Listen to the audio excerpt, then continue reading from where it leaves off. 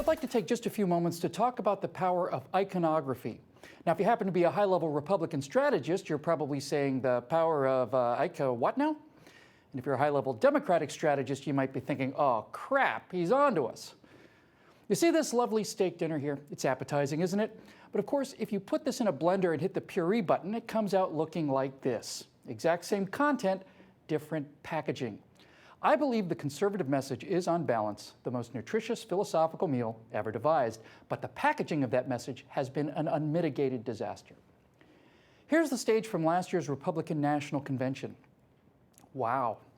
Probably took a good half hour to design that and maybe double that time to build. It's a square plank poking you right in the eye.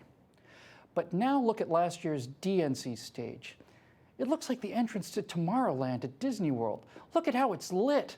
Look at those curving screens leading the eye right up to heaven. It's inviting, it's warm, it's new and exciting. And if you don't think this matters, I'm sorry to tell you, you're wrong.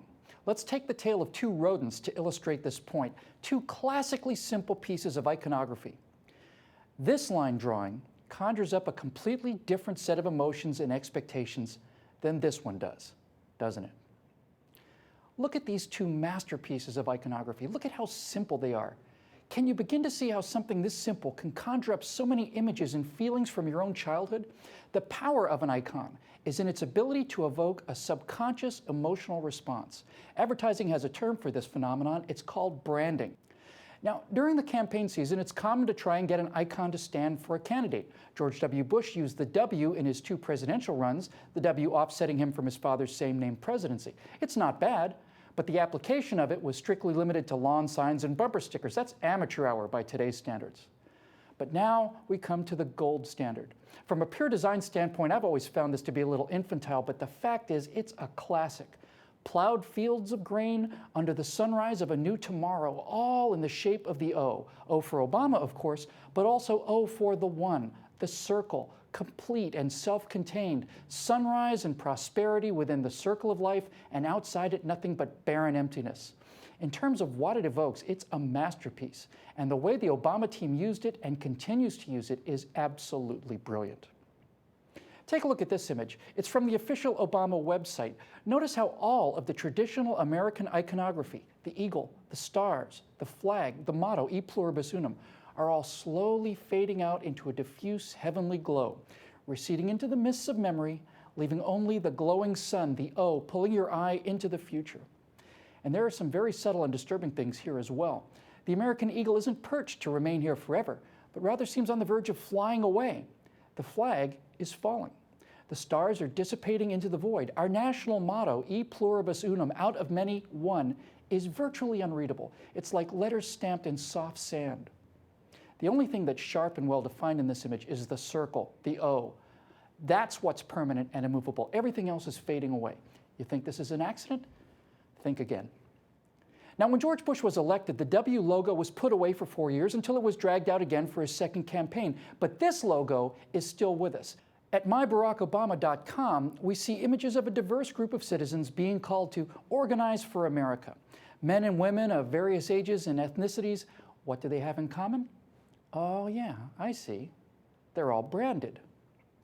You know, myBarackObama.com is run by the Democratic National Committee.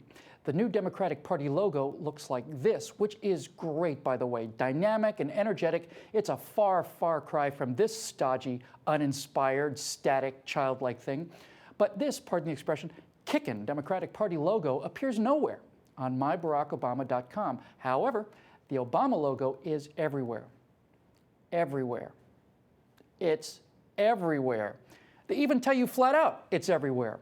You know, to the best of my knowledge, this is, again, pardon the expression, unprecedented. I believe it is unique in the American experience to brand an individual leader. The President of the United States has a logo. Here it is.